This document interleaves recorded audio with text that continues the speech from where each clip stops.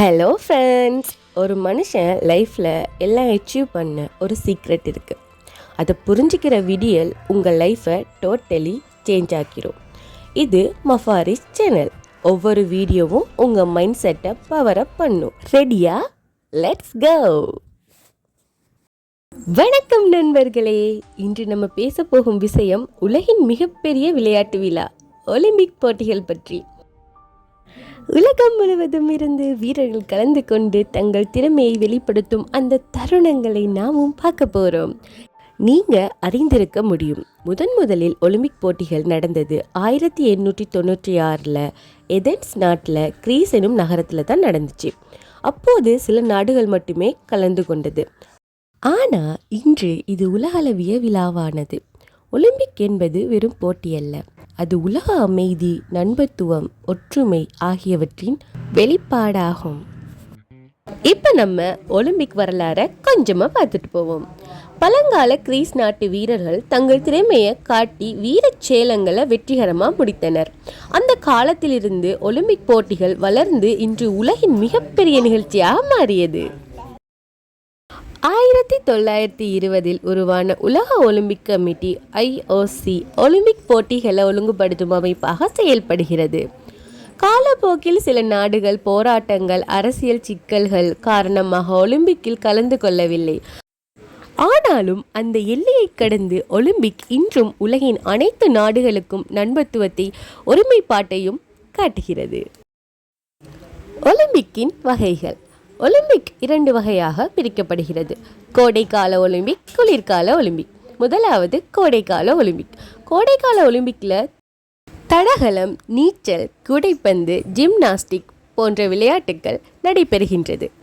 இரண்டாவது குளிர்கால ஒலிம்பிக். பனியிலான விளையாட்டுகள் ஸ்கீயிங், ஸ்னோபோர்டிங், ஹாக்கி, பிக்சர், ஸ்கேட்டிங் ஆகியவை இதில் நடைபெறுகின்றது. ஒவ்வொரு போட்டியும் தனி விதிகள், ஸ்கோரிங், டைமிங் கொண்டு நடத்தப்படுகிறது. இது வீரர்களுக்கு ஒரு சவால் மற்றும் பார்வையாளர்களுக்கு ஒரு ரசனையை தருகிறது. பிரபல வீரர்கள். உலகின் புகழ்பெற்ற ஒலிம்பிக் வீரர்கள் பற்றி நினைத்தால் முதலாவதாக நினைவில் வரும் பெயர்கள்: உசைன் போல்ட், உலகின் வேகமான மனிதன்; மைக்கேல் ஃபெல்ப்ஸ், நீச்சல் உலக கலைஞர்.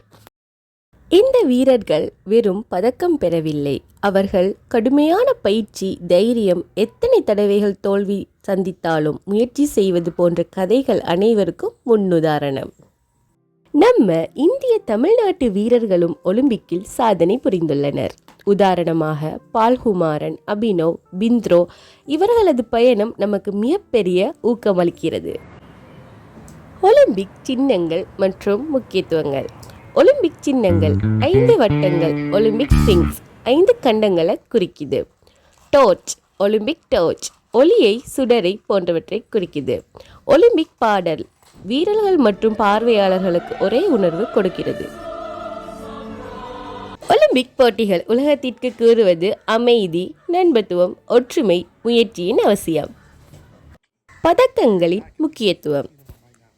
ஒலிம்பிக் போட்டியில் வெற்றி பெறும் வீரர்கள் தங்கம், வெள்ளி, பொன் பதக்கங்களை பெறுவார்கள். இவை வெறும் கண்ணோட்டம் அல்ல, நாடு, குடும்பம் தங்களது பயிற்சி மற்றும் உற்சாகத்தை பிரதிபலிக்கும். ஒரு பதக்கம் வென்று உலகிற்கு பெயர் செய்யும் திறமை அங்குள்ள வீரர்களுக்கு பெருமை கொடுக்கும். சாதனைகள் மற்றும் சுவாரஸ்யங்கள். அதிக பதக்கங்களை வென்ற நாடுகள்: அமெரிக்கா, ரஷ்யா, சீனா. இளைஞர்கள் மற்றும் வயது முதிர்ந்தவர்கள், விதவிதமான சாதனை புரிந்தவர்கள்.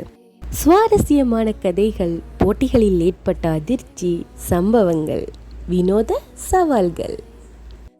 ஒலிம்பிக் மற்றும் தொழில்நுட்பம். நாம் இன்று வாழும் உலகம் தொழில்நுட்ப வளர்ச்சியால் வேகமாக மாறிக்கொண்டிருக்கிறது. அந்த வளர்ச்சியின் தாக்கம் விளையாட்டுத் துறையிலும், குறிப்பாக ஒலிம்பிக் போட்டிகளிலும் மிகவும் தெளிவாக காணப்படுகிறது. உலகின் மிகப்பெரிய விளையாட்டு விழாவாக கருதப்படும் ஒலிம்பிக் போட்டிகளில் இன்று தொழில்நுட்பம் முக்கிய பங்கு வகிக்கிறது. முன்பு விளையாட்டு வீரர்களின் திறமை மற்றும் உடல் வலிமை மட்டுமே வெற்றியை தீர்மானித்தது. ஆனால் இப்போது தொழில்நுட்பத்தின் உதவியும் அதற்கு சமமாக முக்கியமானதாகவும் மாறியுள்ளது. ஒலிம்பிக் போட்டிகளில் நேரத்தை மிக துல்லியமாக அளவிட டிஜிட்டல் கருவிகள் பயன்படுத்தப்படுகிறது.